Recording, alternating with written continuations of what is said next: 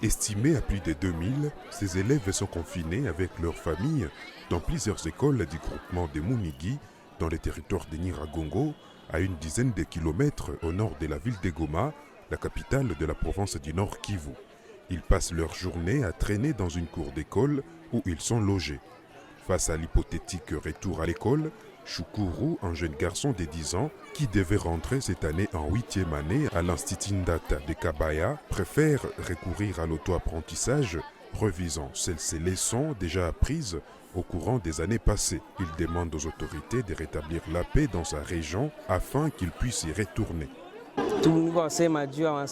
Les cours viennent de reprendre, mais nous sommes toujours ici à Kanyaruchinya en tant que personnes déplacées. Nous ne savons pas si cette année nous allons aussi étudier comme les autres enfants. Nous avions envoyé nos cris d'alarme aux autorités, mais jusqu'à présent, nous n'avons eu aucune réponse. Malheureusement, nous continuons à leur demander de tout faire pour amener la paix chez nous, afin que nous puissions rentrer et reprendre nos études et une vie normale, car nous souffrons énormément ici.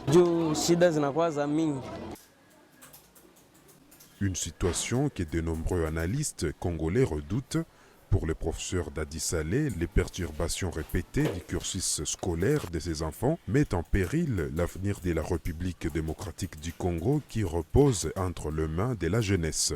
Il y a des milliers d'enfants en République démocratique du Congo qui n'étudient pas parce que tout simplement on a brûlé leurs écoles, on a égorgé papa, maman et on a violé et ils se sont déplacés matin, midi, soir en Ituri, à Beni et un peu partout. C'est la malheureuse situation.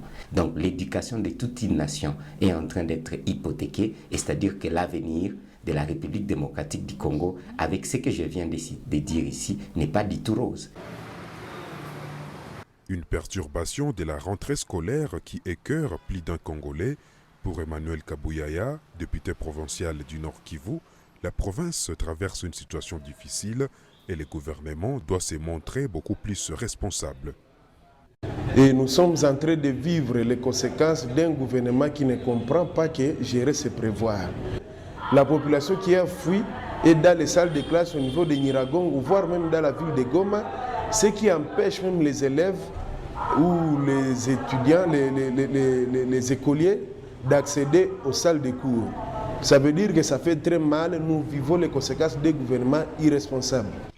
Depuis fin avril dernier, le mouvement du 23 mars, connu sous le nom du M23, est réapparu dans les groupements des Djomba, dans les territoires de Rutshuru, où il combat toujours les forces armées de la République démocratique du Congo, obligeant des milliers de familles à quitter leur foyer. Zanem Netizaïdi pour CGTN français.